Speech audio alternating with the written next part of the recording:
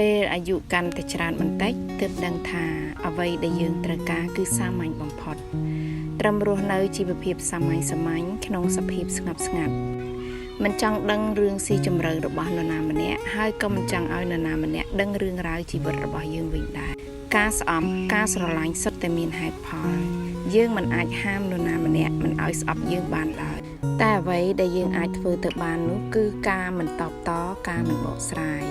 ដឹងត្រឹមថាទង្វើដែលយើងធ្វើទៅមិនបៀតបៀនមិនប៉ះពាល់ដល់សេចក្តីសុខផ្លូវចិត្តអ្នកដទៃ